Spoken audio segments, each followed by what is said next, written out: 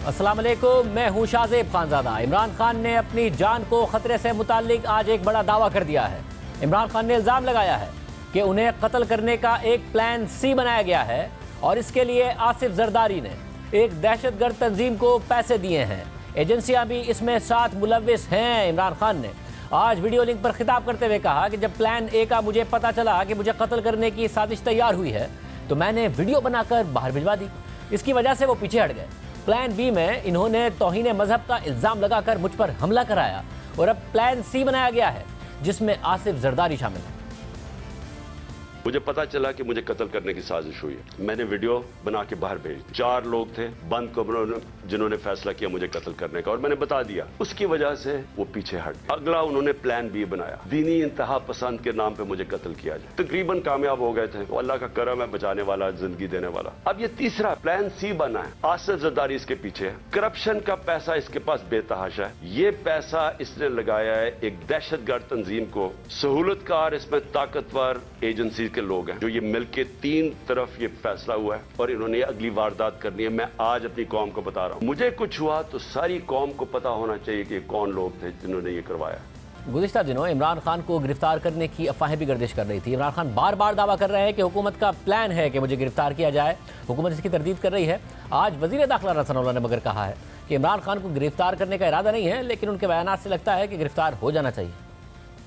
सदर साहब ने कहा कि अगर इमरान को गिरफ्तार किया गया तो पूरे मुल्क में आग लग सकती है। वैसे तो मैं इस वक्त इमरान खान की गिरफ्तारी के हक में नहीं हूँ, लेकिन ये जो इस किस्म की गुफ्तगू करते फिर रहे हैं ना, जिस तरह से ये 25 मई को कर रहे थे कि जी हम ये कर देंगे वो कर देंगे, तो उसके ऊपर मेरा ज़हन बनता है कि इसको एक दफ़ा गिरफ्तार करना चाहिए ताकि ये जो तूफान लाना चाहते हैं ना, एक दफ़ा फिर ये देख ही लें कि ये क्या करते हैं। ये कुछ नहीं कर सकेंगे इंशाअल्लाह ताला। दूसरी तरफ तहरीक इंसाफ इल्ज़ाम लगा रही है कि हुकूमत पंजाब और खैबर पख्तूनख्वा के इंतखाबात मुलतवी कराना चाहती है और ऐसा करने वालों के खिलाफ आर्टिकल 6 के तहत कार्रवाई हो सकती है।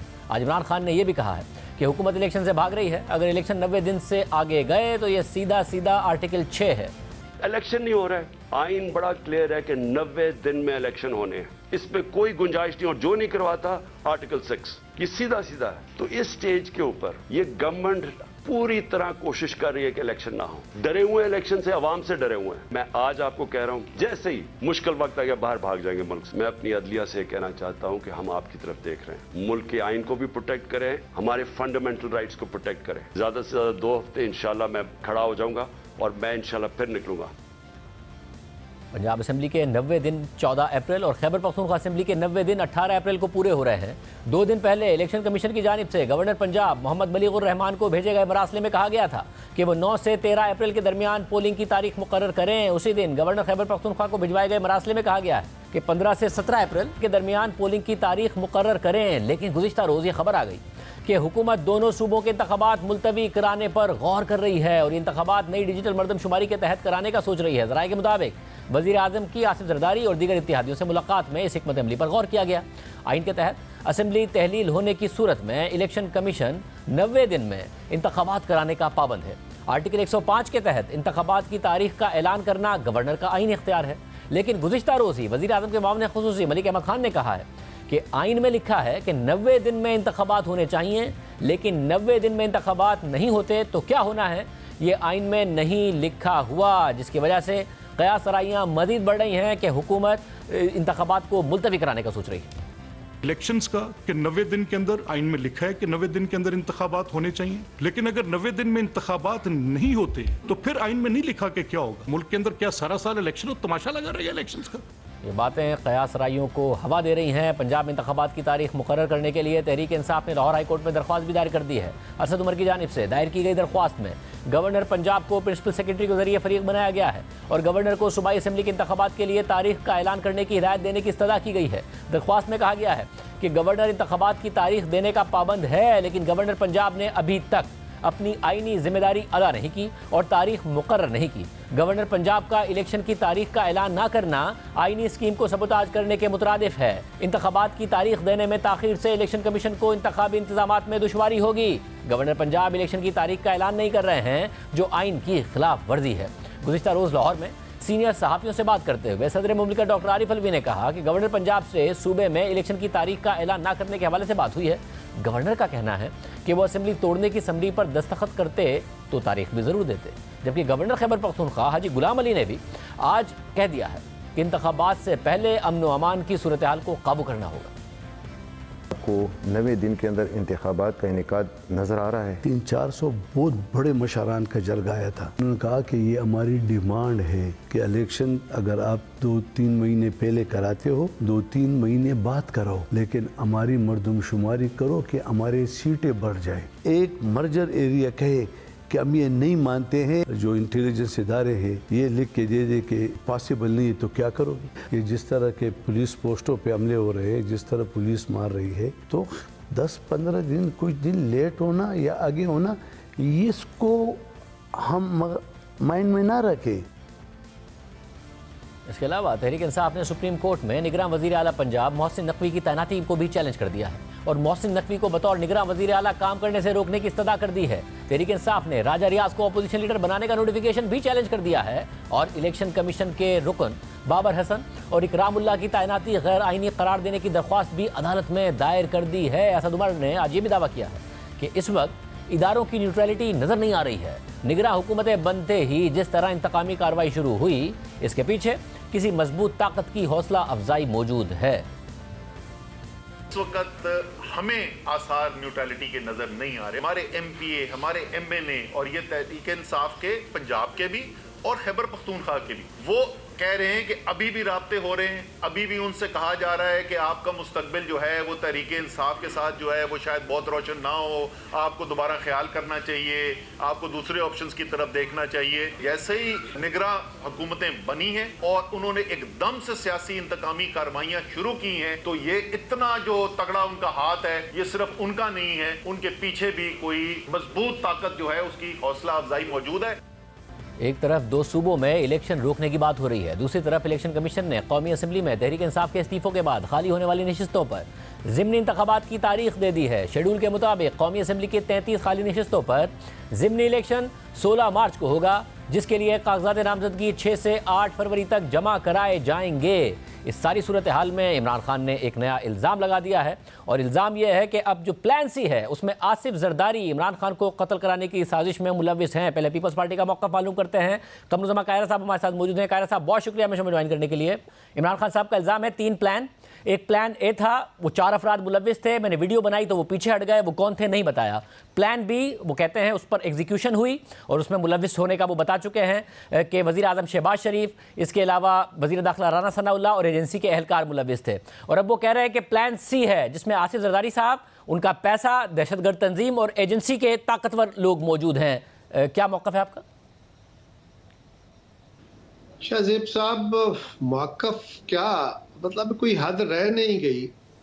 ये बयान झूठ का पलंदा से कहीं आगे कोई बात चली जाती है। इमरान खान साहब ने एक वतीरा बना लिया है कि अपने मुखालफीन के ऊपर जो मुंह में आए इल्ज़ाम लगा दे, जो दिल करे इल्ज़ाम लगा दे, और एजेंसीज के ऊपर भी वो इसी तरह कर रहे हैं, इदारों के ऊपर भी। एक इल्ज़ाम उनको हुकूमत में ना आने का, उनके खिलाफ नो कॉन्फिडेंस कराने का, इस तरह के इल्ज़ामात, मेरे वोट खरीद लिए, छीन लिए। लेकिन अब तो ये है कि उन्होंने जो इल्ज़ाम लगाया है वो बहुत घिनौना इल्ज़ाम है, बहुत खौफनाक इल्ज़ाम है और ये रूटीन में छोड़ना नहीं चाहिए और हम छोड़ेंगे भी नहीं। अर्ज ये है, वो कह रहे हैं कि प्लान ए था जो मेरे कहने की वजह से रुक गया और प्लान बी में कोई दहशतगर्द, कोई इंतहा पसंदी का इल्ज़ाम लगा के मुझ पे हमला हुआ। आपके इल्म में है ना कि GIT जो बनी थी, उस GIT को हेड जो कर रहे थे साहब, वो फेडरल गवर्नमेंट के लिए तो बिल्कुल नापसंदीदा शख्सियत थे, क्योंकि उनको CCPO लाहौर से हटाने का फैसला हुआ और वो परवेज इलाही के मंजूर नज़र थे, इनके चीफ मिनिस्टर के, इनके इत्तेहादी के, इनके अपनी हुकूमत के। उन्होंने जो GIT की रिपोर्ट अभी तक सामने आई है उसमें वाजे किया है कि उस शख्स का कोई ताल्लुक किसी और बंदे से नहीं था, वो अकेला था, किसी ने प्लान नहीं किया, कोई दूसरा उसका सामंतकार शामिल नहीं था। ये उसकी रिपोर्ट है, मुझे नहीं पता। वैसे मगर उसमें जो जेआईटी के सरबराह थे उनका मौक़िफ़ अलग था, फिर बाकी जेआईटी के लोगों का मौक़िफ़ अलग था। अब इमरान खान कहते हैं कि उनको भी मैनेज किया गया, उन पर दबाव डाला गया ताकि जेआईटी की रिपोर्ट बदल दी जा सके। देखिए शाहजेब साहब, इमरान की इस बात को किस तरह समझा जाए, उसको कैसे वजन दिया जाए कि जो सरबराह था वो तो फेडरल गवर्नमेंट के लिए नापसंदीदा शख्स था। बाकी लोगों ने कहा कि हमें एक्सेस नहीं दी जा रही। बाकी लोग तो इस बात के शाकी थे कि सिर्फ एक शख्स जो हेड है उसको एक्सेस दी जा रही है, हमें एक्सेस टू दी एक्यूज नहीं दी जा रही। वो एक और इशू था। अब जरा इस पे आ जाइए। अब खान साहब ने जो इल्ज़ाम लगाया है ये बड़े जरा गौर तलब बात है। उन्होंने बड़ा खौफनाक इल्ज़ाम लगाया है, एक अपने सियासी मुखालिफ पे, एक जमात के सरबराह पे, और दूसरा पाकिस्तान की इंटेलिजेंस एजेंसी। और इल्ज़ाम क्या है? सिर्फ शक नहीं है, ये पहले शेख रशीद साहब ने कहा, फिर उनके दीगर लोगों ने कहा, और खान साहब ने खुद कौम से खिताब करते हुए कहा, एड्रेस करते हुए कहा कि मेरे कत्ल के लिए जरदारी साहब ने पैसे दे दिए हैं दहशतगर्द तंजीम को, और उसमें सहूलतकारी जो है या उसमें जो मुआवनत है वो जो हमारी इंटेलिजेंस एजेंसी है उसके सारा आला लोग कर रहे हैं। शाहजेब साहब जरा गौर कीजिए, ये कितना खौफनाक इल्ज़ाम है। हम तो इसको करेंगे ही। मैं समझता हूं कि इस मामले को मीडिया को भी इस पे बात करनी चाहिए, इस पे हमारी अदलिया को भी नोटिस लेना चाहिए, इमरान खान के इस इल्ज़ाम को प्रोब करना चाहिए। खान साहब, ये इल्ज़ाम कोई हेर से नहीं है, शक नहीं है, सुनी सुनाई बात नहीं है, वो कैटेगोरिकली इल्ज़ाम लगा रहे हैं, और अपने मुखालिफ पे नहीं, पाकिस्तान की एजेंसी पे भी लगा रहे हैं, और पैसे दे दिए गए हैं। इसको प्रोब होना चाहिए, जो सबूत उनके पास है वो सामने आना चाहिए। और अगर साहब आप खुद अदालत चले जाइए, अगर आपको कह रहे हैं कि झूठा इल्ज़ाम है तो अदालत नोटिस ले, उससे बेहतर है आप अदालत चले जाइए। शाहजेब साहब, जो हमने करना है वो पार्टी मुशावरत कर रही है, हम जरूर करेंगे, लेकिन ये बात हमें कहने में हक है कि एक साबिक वजीर आजम कह रहे हैं मेरी जान को खतरा है, मेरे खिलाफ साजिश हो गई है, मेरे खिलाफ कत्ल के फैसले हो गए हैं और मुझे इंसाफ नहीं मिल रहा, तो अदालत इस पे नोटिस ले इस बुनियाद पे, और अदालत इस मामले की तहकीकात कराए। और तहकीकात इस बुनियाद पे होनी चाहिए कि अगर इमरान खान के इल्ज़ाम में सदाकत है तो जिन पे इल्ज़ाम साबित होता है उनको सजा मिलनी चाहिए, और अगर ये इल्ज़ाम गलत साबित होता है और इमरान खान साबित नहीं कर सकते तो फिर इमरान खान को करार वाकई सजा मिलनी चाहिए। ये कोई तरीका नहीं है। आप गौर करें, इमरान खान ने कहा कि जो लोग मेरे मुखालिफ हैं ये मुझे छोड़ के जा रहे हैं, ये अवाम में नहीं जा सकेंगे, इनके बच्चों की शादियां नहीं होंगी, लोग इनको रेस्टोरेंटों में नहीं जाने देंगे, ये शादियों में नहीं जा सकेंगे। और उसके नतीजे में लोगों के घरों पे हमले हुए, लोगों को बाजारों में तंग किया गया, शादी हालों में, रेस्टोरेंटों में उनके ऊपर हमले हुए। ये मामला इतना खौफनाक है कि इमरान खान का कोई फॉलोअर आज हमारी क़यादत के ऊपर हमला कर सकता है, हमारी सेकंड टियर पे हमला कर सकता है। किस किस्म की वायलेंस को वो बढ़ाना चाहते हैं, और ये प्लान्ड है। ये एक हद तक तो उनका हथियार हमेशा रहा ना कि अपने मुखालफों को, इदारों को इतना डीफेम करो, इतना दबाओ और इतना उनको डिफेंसिव करो कि वो काम आपके खिलाफ ना कर सके। अब जरा गौर करें, जो जो लोग बुरे थे, भले कितने खराब थे, इनके साथ गए तो बहुत अच्छे हो गए। वो चीफ इलेक्शन कमिश्नर जिसको जो खुद लगाया तो कहा बहुत अच्छे हैं, जब उन्होंने एक फैसला इनके खिलाफ दिया जिसमें इनकी कली खुल गई, इनकी शफाफ इलेक्शन की, डस्के के इलेक्शन का, तो फिर वो बहुत बुरे हो गए।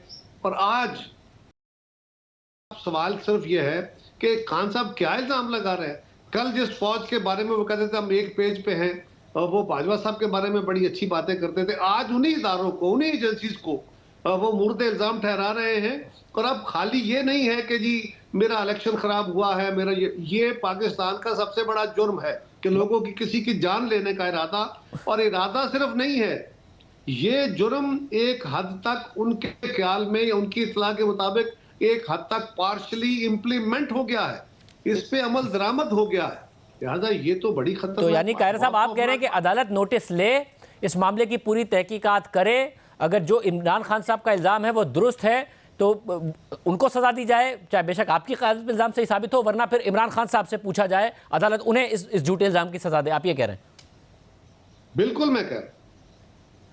और साहब एक और इल्ज़ाम वो लगा रहे हैं और वो ये है कि इलेक्शन डिले कराना चाहते हैं जैसे मामले खुसूसी हैं मलिक अहमद खान साहब वज़ीर आज़म के, उन्होंने कहा कि आइन में लिखा है कि 90 दिन में इंतखाबात होने चाहिए, लेकिन 90 दिन में इंतखाबात नहीं होते तो क्या होना चाहिए या आइन में नहीं लिखा है। अब जरदारी साहब के शहबाज शरीफ साहब पर बात हो रही है, स्टेटमेंट इस किस्म के आ रहे हैं।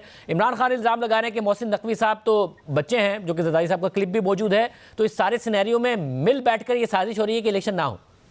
जो दोस्त उनसे फ्रीक्वेंटली मिलते रहे हैं उनसे पूछिएगा, जरदारी साहब का एक मिजाज है, वो अपने दोस्तों को, अपने साथियों को, मीडिया वालों को, हमें सियासी कारकुनों को वो अपना बच्चा कहते हैं, क्या हाल है बेटा। वो रूटीन में भी कहेंगे वो फलाना मेरा बच्चा है, फलाना मेरा भाई है। ये उनका मिजाज है। वो हर औरत को, वो पार्टी की हर औरत को अपनी बहन और अपनी बेटी कहते हैं। सो ये उनके एक मिजाज का हिस्सा है। जहां तक ताल्लुक नकवी साहब का है, बिल्कुल उनका जरदारी साहब से ताल्लुक है, पीपल्स पार्टी का और बहुत सारे लोगों से ताल्लुक है, लेकिन उनकी चौधरी शुजात और चौधरी परवेज लाई साहब से रिश्तेदारी है। चौधरी परवेज लाई साहब ने खुद कहा कि जनाब वो तो मेरे करीब तरीन रिश्तेदार हैं, वो कैसे सीएम बन सकते हैं। उनकी दोस्ती तो मुस्लिम लीग से भी है, उनकी दोस्तियां तो इमरान खान के दो लोगों से भी हैं। लिहाजा एक सहाफी की जिस तरह सबसे दोस्तियां हो सकती हैं, उसका कतन कोई ताल्लुक उनके कंडक्ट से ये नहीं है कि वो पीपल्स पार्टी का मतलब यानी पीपल्स पार्टी इस बात की हामी नहीं है कि इंतखाबात पंजाब के या खैबर पख्तूनख्वा के मुलतवी हो। आप कह रहे हैं कि टाइम पर ही होने चाहिए अगर अप्रैल की तारीख है। सर इलेक्शन वक्त पे होंगे, होने चाहिए, जो आइन का तकाजा है। जो मलिक अहमद खान साहब ने कहा है उसकी वजाहत वही कर सकते हैं, लेकिन ये बात बहरहाल अपनी जगह मौजूद है शाहजेब साहब कि आइन के तहत जो इलेक्शन की तारीखें हैं वो आगे पीछे नहीं हो सकती, बिल्कुल नहीं हो सकती। भले इसमें बड़ा इस वक्त बड़ा एक हमारे लिए सीरियस सवाल भी है, लेकिन वो सवाल एक तरफ रखते हुए इलेक्शन की तरफ जाना चाहिए कि पाकिस्तान की इस वक्त मुआशी सेहत अच्छी नहीं है। हम बड़े मुश्किल हालात का सामना कर रहे हैं, एक रुपया बचा रहे हैं, अवाम के ऊपर बोझ पास ऑन हो रहा है, तो बड़ी तकलीफ है। और इस वक्त में हम इमरान खान साहब की एक ख्वाहिश के मुताबिक एक एक्सरसाइज करने लगे हैं कि कौमी असम्बली की बाई इलेक्शन होंगे, वो को 8-10 अरब रुपया खर्च होगा। फिर सूबाई असम्बलियों के 2 इलेक्शन होंगे, उन पे को 12-14-15 अरब रुपया खर्च होगा। फिर 2 असम्बलियों के और पूरे मुल्क के अंदर कौमी असम्बली का इंतखाब होगा, उस पर 30-40 अरब खर्च होगा। तो इतनी बड़ी रकम जो है, इसका जो इस्तेमाल है, ये बहरहाल सोचना होगा। लेकिन आइन से इनहराफ का कोई रास्ता नहीं है। आइन जो कहता है उसके लिए हर वक्त जरूरी नहीं है कि उसके ऊपर कदगने लगे। अगर कोई इशू है, हुकूमत को है, किसी और को है, कोई वजह है, तो उसका हतमी फैसला अदालतें कर सकती हैं और कोई फोरम नहीं है। बहुत शुक्रिया। कायरा साहब हमारे साथ मौजूद थे। मलिक अहमद खान साहब ने फिर ये बयान क्यों दिया है, नून लीग क्या प्लान कर रही है, मलिक अहमद खान साहब हमारे साथ मौजूद होंगे एक ब्रेक के बाद। इलेक्शंस का कि 90 दिन के अंदर आइन में लिखा है कि 90 दिन के अंदर इंतखाबात होने चाहिए, लेकिन अगर 90 दिन में इंतखाबात नहीं होते तो फिर आइन में नहीं लिखा कि क्या होगा। मुल्क के अंदर क्या सारा साल इलेक्शन हो, तमाशा लगा रहेगा इलेक्शंस का। मलिक अहमद साहब ये कह रहे हैं, ब्रेक से पहले कबूज़मा कायरा साहब हमारे साथ मौजूद थे, वो कह रहे थे मलिक अहमद खान साहब की बात का जवाब वो दे सकते हैं। पीपल्स पार्टी समझती है कि आइन के मुताबिक वक्त पर इंतखाबात होने चाहिए, और इमरान खान साहब कह रहे हैं कि अगर आइन के मुताबिक नहीं हुए तो फिर आर्टिकल 6 लगेगा। खुद मलिक अहमद खान साहब हमारे साथ मौजूद है। खान साहब बहुत शुक्रिया मैं में ज्वाइन करने के लिए। भाई साहब, लगता है कि आप लोगों ने प्लान कर लिया है कि इंतखाबात नहीं कराने हैं, अब आप लोग रास्ते ढूंढ रहे हैं, मगर खान साहब आपको बता रहे हैं कि रास्ता ये होगा कि आर्टिकल 6 लगेगा। जी दुरुस्त है। फिर वो आर्टिकल 6 की बड़ा अच्छा हुआ शाहजेब साहब, मैं आपका शुक्रिया अदा करता हूँ कि ये बहस खुली। तो फिर आर्टिकल 6 कैसे लगेगा? मेरी बात तो एक सवाल के जवाब में थी, और सवाल ये था कि आइन में कुछ शिकें ऐसी होती हैं जो कि कॉन्सिक्वेंशियल होती हैं, जैसे चीफ मिनिस्टर की ये एडवाइस करने की जो इख्तियार है कि असेंबली को तोड़ने के लिए वो कहें, और गवर्नर अगर 48 घंटे में उस पर नोटिफाई नहीं करते तो it stands dissolved automatically. Constitution उसका कॉन्सिक्वेंस ये सजेस्ट करता है कि 48 घंटे में वो टूट जाएगी। तो मैंने कहा कि ये एक डायरेक्टरी नेचर का है, और इससे पहले 90 रोज़ में इंतखाबात ना होने की बात पर बहस छिड़ी, जिसमें मोहतरमा बेनज़ीर शहीद अगर देखा जाए तो उस वक्त इलेक्शन सिर्फ उनके हल्के का रुकना चाहिए था, लेकिन वो इलेक्शन 35 दिन आगे गए, यानी 90 दिन की कैद के नतीजे में कोई उसके बाद ऐसी आइन ने कोई प्रोविजन नहीं दी। मैंने तो एक बड़ी आइनी और कॉन्स्टिट्यूशनल रीजंस पे बात की। मगर सब बात इसमें उसी वक्त करेंगे ना जब कोई इरादा होगा, वरना आप कहेंगे ऐसी कोई बात ही नहीं है। 90 दिन के अंदर अंदर इंतखाब होगा। गवर्नर साहब भी नहीं टाइम दे रहे हैं, इलेक्शन कमीशन उन्हें लिख रहा है, ना पंजाब के ना खैबर पख्तूनख्वा के। खैबर पख्तूनख्वा के गवर्नर तो कह रहे हैं कि हालात की वजह से आगे पीछे की वो बात कर रहे हैं, तो आप लोग कुछ ना कुछ तो सोच रहे हैं, कोई खिचड़ी तो पक रही है। नहीं सर, ऐसा नहीं। ये एग्जैक्टली जैसे आपने सवाल किया, इसी तरह के एक सवाल के जवाब में मैंने कहा कि मैं तजवीज़ नहीं कर सकता कि अगर 90 दिन के अंदर इंतखाब नहीं होते तो फिर क्या होगा। मैं उस पर कुछ कह नहीं सकता, क्योंकि आइन कुछ नहीं कहता, बल्कि आइन तो गालिबन आर्टिकल 252 सब आर्टिकल 4 में ये भी कहता है कि अगर एक वक्त पे बात ना हो, इलेक्शंस ना हो सकें, तो अगर वो लेटर ऑन स्टेज पे होते हैं, फॉर एग्जांपल अगर इलेक्शंस की बात है, तो सिर्फ इस वजह से कि वो इस वक्त पर नहीं हो सके इनवैलिडेट नहीं होंगे। तो मैंने तो एक बड़ी आईनी सवाल का जवाब दिया। सियासी बात यह है कि हम इलेक्शंस जब भी हो उसके लिए तैयार हैं, और अपने इलेक्शंस की मैं तो आज भी अपनी पार्टी की सारी उस एक्टिविटी में रहा हूँ जो इलेक्शंस की तैयारी की एक्टिविटी है।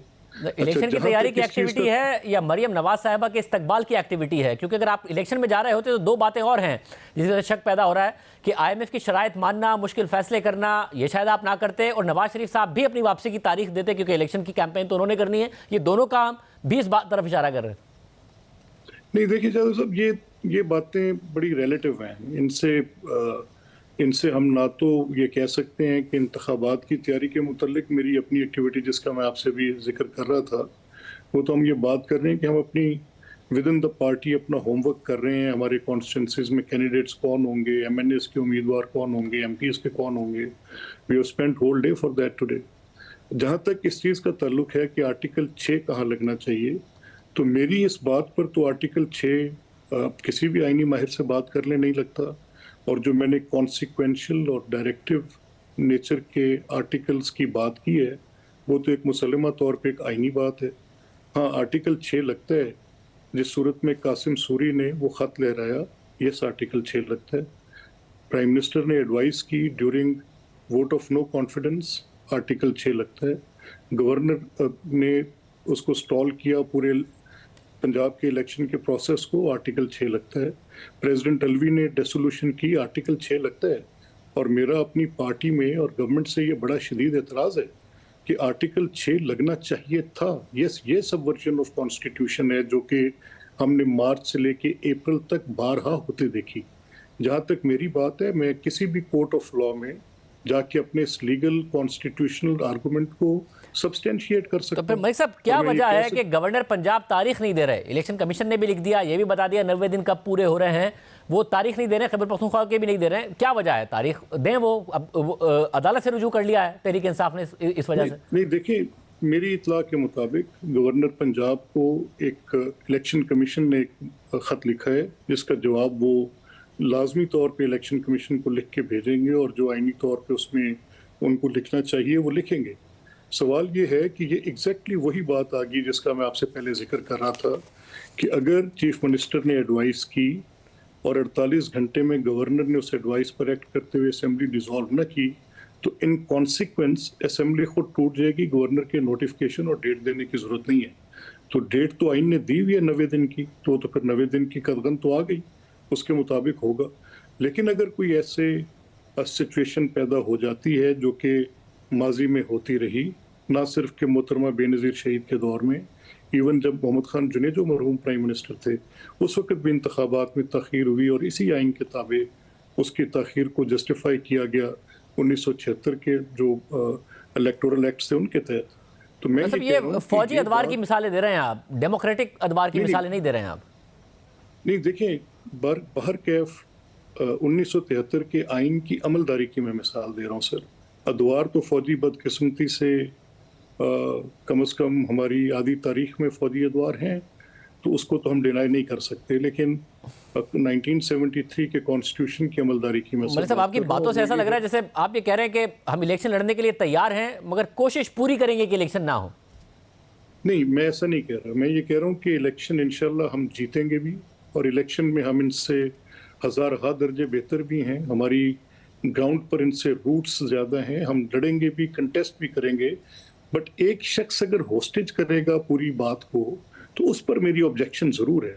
उस पर मेरी ऑब्जेक्शन ये है, बल्कि मैं तो शाहजेब साहब यहाँ तक कहता हूँ कि ये जो आइन में इख्तियार एक लीडर ऑफ द हाउस के पास है, वो एक्सट्रीनियस एलिमेंट के प्रेशर में हो या किसी ऐसे फैक्टर के नतीजे में वो इख्तियार इस्तेमाल करें और असेंबली की डिसोल्यूशन करें, तो ये फ्रेमर्स ऑफ द कॉन्स्टिट्यूशन की मंशा ऐसे नहीं थी। मगर मलिक साहब, उन्होंने आज एक और इल्ज़ाम लगा दिया है। 3 प्लान बताए हैं। एक प्लान ए था जिसमें उन्हें कत्ल कराने की साजिश तैयार हुई थी, 4 लोग थे। वो कहते हैं मैंने वीडियो बनाई तो वो पीछे हट गए, नाम नहीं बताया। एक प्लान बी था जिसकी वो कहते हैं एग्जीक्यूशन हुई, मुझ पर हमला कराया गया, इन्वॉल्व थे राना सनाउल्लाह साहब, वज़ीर आज़म शहबाज शरीफ साहब और एजेंसी के अहलकार। अब एक प्लान सी है जिसमें आसिफ जरदारी साहब हैं, पैसे दिए जा चुके हैं एक दहशतगर्द तंजीम को और एजेंसी के आला सतह के अहलकार इसमें शामिल हैं। तो उनकी जान के खतरे के हवाले से आज उन्होंने ये नया इंकिशाफ किया है। नहीं, देखिए, इन्हें हेलुसिनेशंस होती हैं। ये इनकी मेंटल स्टेट एक मुसलसल किसी इस वजह से कि ये किसी चीज़ के बहुत ज़ेरे असर रहे हैं। आप इनका मुआयना कराएं, आपको पता लग जाएगा जो मैं कह रहा हूँ वो गलत नहीं कह रहा। मतलब एक हमला हो चुका है ऐसा कोई नहीं। देखिए, वो हमला एक नोन पोजीशन, एक एडमिटेड पोजीशन आई उस पर। एक शख्स ऐसा पकड़ा गया और देखे ना कैसी ज्यादती की बात है कि इस तरह से पता है जैसे सुबह दिन में रोशनी होती है, रात को अंधेरा होता है। एक असैसिनेशन अटेम्प्ट करने वाला आदमी था जिसने फायरिंग की, वो फायरिंग करता मौके से पकड़ा गया और जो उसके पास खड़ा शख्स था उसको फायर ऊपर से लगा और डिफरेंट बोर का लगा। उस पिस्टल का फायर ही नहीं है जिसपे दूसरा आदमी नीचे गिरा और वो फायर करने वाला वीडियो में देखा जा सकता है कि उनके कंटेनर पे खड़ा है। तो अगर मिटिगेट करनी है बातें तो वो उनकी मर्जी है, करते रहें। बड़ी वाज़े तौर पे उसकी पोजीशन सामने आई। उसने अपनी स्टेटमेंट में, गवर्नमेंट इनकी थी पंजाब में, ये जिस तरह का चाहते उसे एक्सट्रैक्ट कर सकते थे एविडेंस, और उसकी पूरी उन्होंने इन्वेस्टिगेशन की भी। कोई ऐसी बात नहीं है जो उन्होंने नहीं की, लेकिन उससे ये सियासी मकासद हासिल करना चाहते हैं। जिस तरह के ये पहले भी माजी में भी एक मॉडल टाउन के वाक़े की पूरी पॉलिटिकल साइड रखी गई और वो लोग जो उसमें शहीद हुए, जिनके साथ वो अंधोनाक वाक़या पेश आया, वो लोग आज तक आप मुझे बताएं where is that total system. तो फिर मलिक साहब आगे जाके फिर दूसरा खदशा वो गिरफ्तारी का जाहिर करते हैं कि आप लोग गिरफ्तारी के लिए की तैयारी कर रहे हैं और मजीद उनके रहनुमा भी गिरफ्तार होंगे। लेवल प्लेइंग फील्ड के तहत आप लोग इलेक्शन लड़ने के लिए तैयार नहीं हैं, या तो लेवल प्लेइंग फील्ड के तहत इलेक्शन नहीं होंगे या फिर इलेक्शन नहीं होंगे। अच्छा, नहीं, देखिए, बिल्कुल ऐसा नहीं है। ये एक बड़ी सिंपल प्रोपोजिशन है और वो ये है कि हमें, आप मुझे ये बताएं, मैं आपसे अब कुछ सीधे सवाल मैं आपकी इजाज़त से करता हूँ। आप मुझे बताएं कि लेट्स से आप ये बाई इलेक्शंस जो इन्होंने रिज़ाइन किए हैं ये आ जाते हैं समवेयर इन मार्च, कुछ आ जाते हैं समवेयर इन अप्रैल जो लेटर ऑन रिज़ाइंस एक्सेप्ट हुए हैं। उसके बाद प्रोविंशियल असेंबलीज के इलेक्शंस आ जाते हैं somewhere in May, and then in another 2 months time आपके पास फिर इलेक्शंस आ जाते हैं, the remaining 2 provinces and then the national assembly. तो we are talking of at least, सीधी बात हम कर रहे हैं, तकरीबन 7 से 8 माह के इलेक्टोरल प्रोसेस की। अब ये 7 से 8 माह का इलेक्टोरल प्रोसेस, आप मुझे बताएं कि क्या इलेक्शन कमीशन इतने अखराजात उठा सकेगा? वो काम जो एक दफ़ा में किया जाना चाहिए। आप फिर एक केस बिल्ड कर रहे हैं कि एक साथ इलेक्शन हो। देखें, मेरी बात सुनिए ना, मैं कोई अहमक तो नहीं हूं ना, मैं तो एक वो बात कर रहा हूं जिसकी प्रैक्टिसिबिलिटी की बात है। वो ये कह रहे हैं और मैं उसकी बात के साथ फ्लो में चलता चला जाऊं। इस पर हमें एक किसी इस्तीफे तो आपने कबूल किए ना कौमी असेंबली में, ठीक है, असेंबली उन्होंने तहरीर कर दी, इस्तीफे वो पहले दिए थे, अब वो वापस आने के लिए बेताब हैं, आप लोगों ने इस्तीफे कबूल कर लिए। मैं कैसे वो इस्तीफे कबूल कर सकता हूँ अगर ये देते ना? तो जी, इन्होंने इस्तीफे दिए सर, तो हमने तब कबूल किए, नंबर 1। एक लंबे अरसे तक नहीं किए, जब दिल चाह कर लिए, जब वो वापस आने का कह रहे थे। देखिए तब तक हम इन्हें कहते रहे कि आप पार्लियामेंट को पार्लियामेंट समझें, पार्लियामेंट को आप मजाक ना समझें। और जहाँ तक इस चीज़ का ताल्लुक है कि इलेक्शंस कब हों, इलेक्शंस पूरे मुल्क में एक ही वक्त में होने चाहिए। पॉलिटिकल पार्टीज को किसी एक एग्रीमेंट पे आना चाहिए और ये बात तय करनी चाहिए कि किस वक्त इलेक्शंस होंगे। अब आप तसव्वुर करें, मैं आपसे एक सवाल उठाता हूँ कि देखें, अगर इंतखाबात हो रहे होंगे 2 सूबों के अंदर और वफाक में एक हुकूमत बैठी होगी जो कि केयर टेकर नहीं होगी, तो किस शिक के तहत इलेक्शन कमीशन उसको सस्पेंड करेगी? आइन इस पर भी खामोश है। तो आप अदालत जाएंगे, तो फिर भी आप अदालत जाएंगे यानी कि ये रास्ता निकालने के लिए?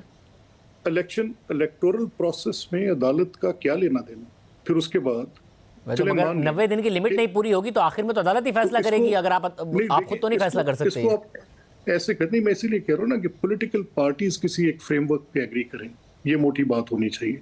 इस पर सबको अपनी पोजीशन से इसमें प्री कंसीव्ड थॉट्स के साथ ना बैठें। इस मुल्क के बेहतरीन मुफाद में एक बेहतरीन हिकमत अमली तैयार करनी चाहिए और पॉलिटिकल पार्टीज़ का ये फ़र्ज़ है।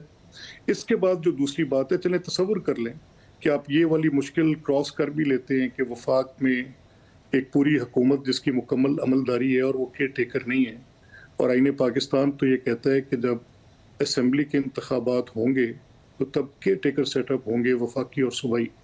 तो इस एक मसले को तो आप गुजार लेते हैं, लेकिन फिर जब वफाकी असम्बली के इलेक्शंस हो रहे होंगे तो 2 सूबों में जो भी जीतेगा उसकी हुकूमतें होंगी। यानी एक मुकम्मल तौर पे एक मुश्किल सूरत हाल है जो कि उन्होंने क्रिएट की है, और जिसका इतना आसान मामला है नहीं जिस तरह ये कह रहे हैं कि ये जी आप फौरी इंतखाबात करा दें। तो चीज़ों को फर्दर सिस्टम को कोलैप्स करने वाली बातें कर रहे हैं। इनके नतीजे में कैसे बेहतरी आ सकती है। बहुत शुक्रिया, गुफ्तगू आपने सुनी। दूसरी तरफ मईशत के हवाले से सवालात बरकरार हैं। रुपया आज भी गिरा है, 7 रुपये मजीद गिर गया है। बात करेंगे ब्रेक के बाद।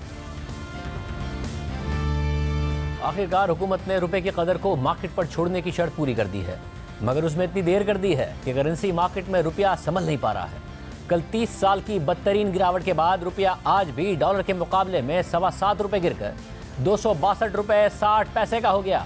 ओपन मार्केट में डॉलर का रेट 265 रुपये से भी ऊपर चला गया, मगर इस रेट पर भी आज मार्केट में डॉलर दस्तयाब नहीं था और ब्लैक मार्केट में 275 का मिल रहा था। डॉलर की गिरने की वजह से बाकी अशिया तो महंगी होंगी, मगर सोना ब्लैक मार्केट में डॉलर का रेट मुसलसल बढ़ने और इंटरनेशनल मार्केट में सोने की कीमतें बढ़ने की वजह से मुसलसल बढ़ रहा है। और आज मुल्क की तारीख में पहली दफ़ा फ़ी तोला सोने की कीमत 2 लाख रुपये से ऊपर चली गई है और आज फ़ी तोला सोना 7,000 रुपये इजाफे के साथ 2,02,500 रुपये का हो गया है। एक लंबा अर्सा डॉलर की कदर मसनूई तौर पर नीचे रखने की वजह से तरसीलात ज़र और बरामदात मुसलसल गिर रही थी। अब देखना होगा कि वापस ऑफिशियल चैनल से तरसीलात ज़र और बरामदात में फौरी इजाफा होगा या इसमें वक्त लगेगा। IMF का वफ़द 31 जनवरी से 9 फरवरी तक पाकिस्तान आ रहा है। ज़र मुबादला के ज़खायर गुज़िश्ता हफ्ते 3.7 अरब डॉलर्स पर आ गए हैं और IMF प्रोग्राम इंतहाई ज़रूरी है, क्योंकि वज़ीर ख़जाना इसहाक़ डार और वज़ीर आज़म शहबाज शरीफ की पॉलिसियों और देर से फैसलों की वजह से एक तरफ तरसीलात ज़र और बरामदात गिरी तो दूसरी तरफ मुत्तहिदा अरब अमारात और चीन के कमर्शियल बैंक्स ने अपने कर्जे रोल ओवर करने से इनकार कर दिया और पाकिस्तान को कर्जा वापस करना पड़ गया और ज़र मुबादला के ज़खायर मुसलसल गिरते चले गए। IMF प्रोग्राम की बहाली के बाद उम्मीद है कि सऊदी अरब, मुत्तहिदा अरब अमारात और कतर से सरमायाकारी और इजाफी डिपॉजिट्स की राह हमवार होगी। चीनी बैंक से भी इजाफी डिपॉजिट्स मिल जाएंगे और आज वज़ीर ख़जाना इसहाक़ डार ने कहा है कि पाकिस्तान की तरक्की और खुशहाली अल्लाह के ज़िम्मे। अल्लाह इंशाअल्लाह हिम्मत देगा। इनकी लीडरशिप में पूरी टीम दिन रात काम कर रही है। इस क्वागमायर से निकलेंगे, पाकिस्तान इंशाल्लाह तरक्की करे। मेरा ईमान है पाकिस्तान दुनिया में रहने के लिए अल्लाह ताला ने कायम किया है। ये एक वाहिद मुल्क है जो कलमा शरीफ के नाम पे बना था। इवन सऊदी अरेबिया कलमा शरीफ के नाम पे नहीं बना। तो अगर अल्लाह ताला ने इसको क्रिएट किया तो इसकी हिफाजत, इसकी तरक्की, इसकी खुशहाली भी अल्लाह ताला के ज़िम्मे है। हम लोगों की एज ए नेशन वो नीयत और हार्ड वर्क दरकार है। देखिए, कुछ दिन पहले तक IMF के हवाले से क्या दावे कर रहे थे? किसी को आई टू आई बात करनी पड़ेगी IMF के साथ। Who are they to tell us कि हमारा रुपया किधर होना चाहिए? IMF को मैंने हैंडल करना है, मिफ्ता साहब ने हैंडल नहीं करना। मैं पुराना डील करने वाला हूँ, मुझे 25 साल हो गए हैं इसी IMF से डील करते हुए। मैंने जो काम किया है मैं उसको ओन किया। मैंने प्राइम मिनिस्टर को भी बताया फोन करके, मैं कहा जी IMF जाने और मैं जानूं। मेरे पास दूसरे सोल्यूशंस हैं और हम डील करते हैं। आई डोंट केयर अगर नहीं आते तो मैंने को मिनटें नहीं करनी उनकी। हमारा 9th review totally in order है। I mean you can't dictate. अगर नहीं आते तो will manage, no problem. But doctor साहब, it's fine if you don't care, but this economy cares. और इसमें प्रॉब्लम यह है कि जो सऊदी अरब के भी पैसे हमारे पास हैं वो इस कंडीशन के साथ है कि IMF के प्रोग्राम के हम IMF के प्रोग्राम में रहेंगे। इस कंडीशन के साथ है। दो मल्टीलैटरल इंस्टीट्यूशंस हैं, वो भी आपको पैसे उसी वक्त देंगे, बड़े इंस्टीट्यूशन, जब आप IMF के प्रोग्राम में होंगे। तो IMF के 1 अरब डॉलर का मसला नहीं है, फिर पैसे कैसे अरेंज होंगे इन रिजर्व्स के साथ, कैसे चलेंगे आगे? शाहजेब साहब, मैं एग्री करता हूँ मुल्क की खातिर, इसीलिए मैं उनसे भी डील कर रहा हूँ। और देखिए, रुपए की कदर के हवाले से क्या दावे कर रहे थे? बहुत आर्टिफिशियल रेट है। इसकी जो ट्रू वैल्यू है ये 160-70 से ज्यादा नहीं है। ना डॉलर ऊपर जाएगा और ना रुपया नीचे आएगा। स्पेकुलेटिव एंगल को निकालना है और फिर जो ये कहते हैं जी ये मार्केट बेस्ड, मैं उसका हमेशा से खिलाफ हूं। इस वक्त जो वैल्यू है वो इसकी रियल इफेक्टिव एक्सचेंज रेट नहीं है। मैंने सब कैलकुलेशंस की हुई है, इसकी रियल वैल्यू 200 से नीचे। इसमें स्पेकुलेटिव एंगल बहुत ज्यादा है। तक का फिर आपका टारगेट है कि ये 200 रुपए से नीचे आ जाएगा without intervention? I think it will be matter of days, दिनों की बात है, हफ्तों की बात नहीं है। हमारे एक्सटर्नल सेक्टर के मसाइल हैं, आपको नहीं लगता टेम्पररी है जो भी हो रहा है? अगर आपके फील गुड फैक्टर की वजह से हो रहा है तब भी टेम्पररी हो रहा है। नहीं, टेम्पररी इसलिए नहीं हो रहा कि इसकी रियल वैल्यू नहीं है, ये स्पेकुलेटिव एंगल है। और अब वज़ीर आज़म शहबाज शरीफ ने आज कहा है कि IMF से मुआहदा हो जाएगा और उसके बाद कर्ज देने वाले दीगर इदारे भी ताउन करेंगे।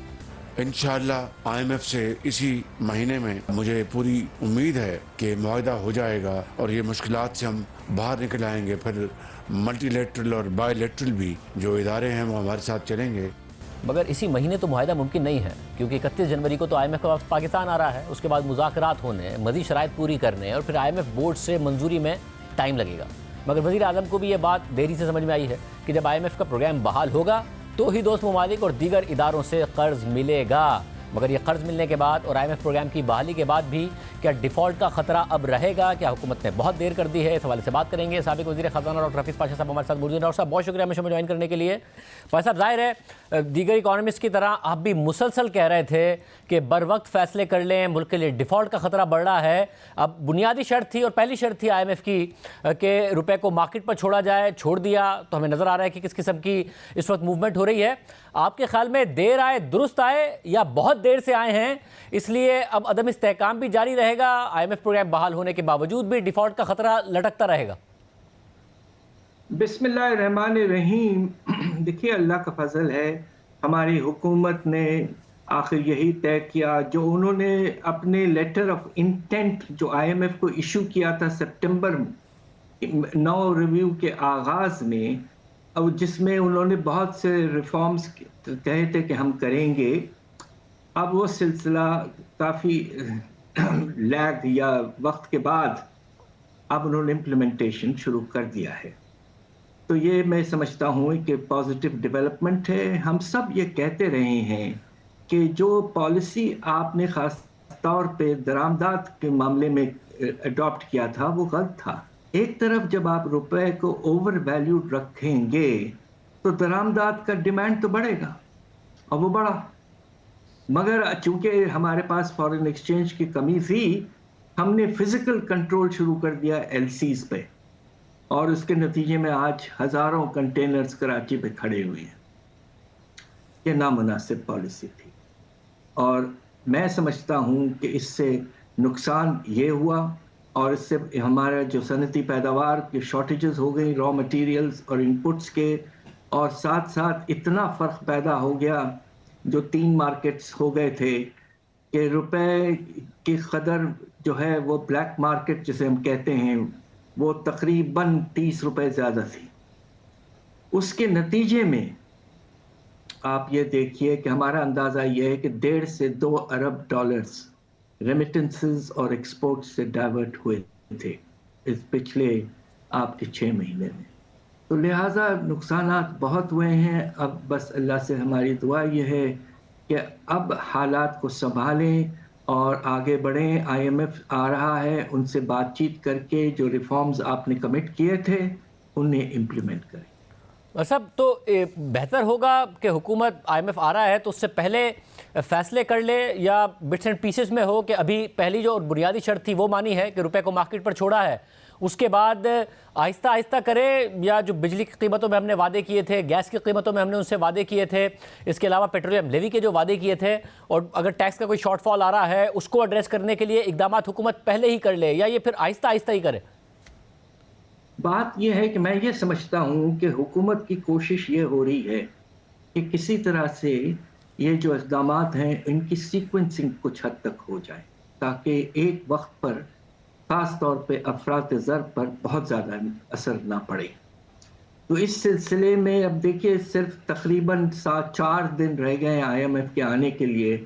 ये हो सकता है अलबत्ता कि 1 तारीख को फरवरी के कम से कम जो टैक्स रिफॉर्म्स हैं, जो टैक्स मेजर्स हमें लेने हैं इसलिए कि शॉर्टफॉल सिग्निफिकेंट है, वो शायद किसी तरह से वो ऑर्डिनेंस ले आए प्रेसिडेंशियल और उसको आगे बढ़ा दें। मेरा ख्याल ये है कि बाकी मूव्स जो हैं उस पर शायद कोई सीक्वेंसिंग की बात हो ताकि अवाम पर इमीडिएटली इतना भारी असर ना पड़े। भाई साहब, आपने लिखा था कि अगर IMF की कंडीशंस मानते हैं तो महंगाई क्योंकि जो अभी 25% है, पहले ही बहुत बुलंद है, वो 35% तक जा सकती है।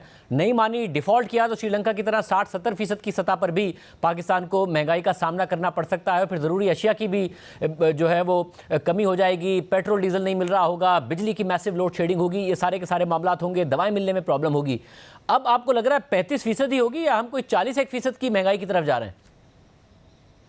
मेरा ख्याल ये है कि जो ये बात सोचने की है कि पेंडिंग लायबिलिटीज गवर्नमेंट ने बहुत एक्यूमुलेट कर ली है। एक तो हजारों कंटेनर्स को आपको निकालना है, उसके लिए फॉरेन एक्सचेंज प्रोवाइड करना है। दूसरी तरफ आपने बहुत से सर्विसेज की पेमेंट्स विथहोल्ड किए हुए हैं, एयरलाइंस को, IT सप्लायर्स को, बैंक्स जो हैं उनके पैसे रोके हुए हैं।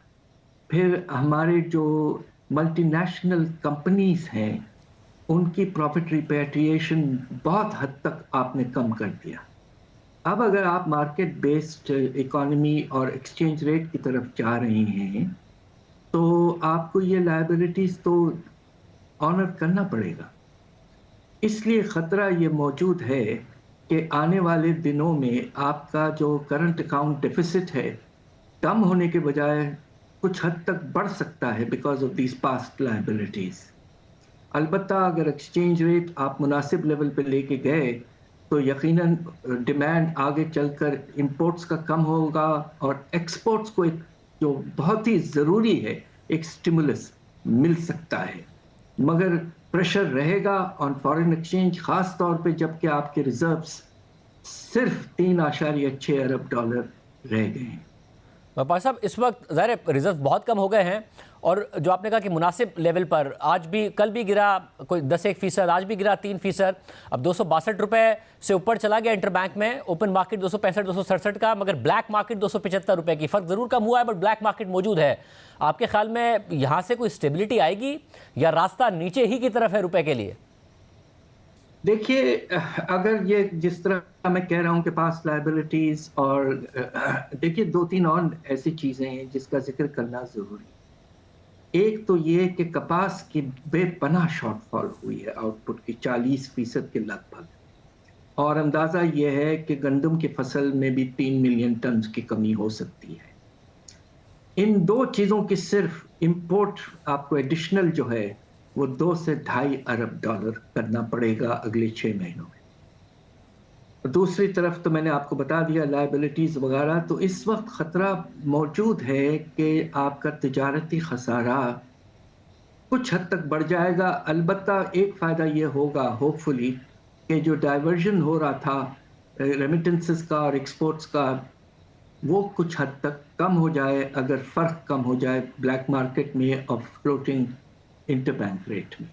तो इस लिहाज से हमें ये देखना है कि क्या होता है अगले कुछ हफ्ते, कि क्या प्रेशर बढ़ता है या कम होता है, ये हमें देखना है। अगर प्रेशर बढ़ता है तो उसके नतीजे में रुपए की गिरावट का सिलसिला जारी रहेगा।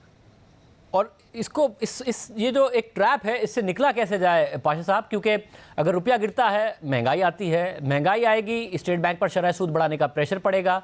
स्टेट बैंक कहता है हुकूमत से कि आप फिस्कल डिसिप्लिन लेकर आएँ, मगर जब शरह सूद बढ़ती है तो क्योंकि सबसे बड़ी कमर्शियल बैंक से बोरोवर है, कर्ज लेने वाली खुद हुकूमत है, तो उनकी अदायगियाँ बढ़ जाती हैं। शुरू के 6 महीने में 2,500 अरब रुपये सिर्फ सूद की अदायगियों में वफाकी हुकूमत ने अदा किए हैं, जो पूरे साल का तकरीबन 4,000 अरब रुपये का टारगेट था उसका 65% 6 महीने में अदा कर दिया है। हो सकता है कि 1,000 अरब रुपए ज्यादा अदा कर रहे हो। तो इस साइकिल से कैसे निकले पाकिस्तान?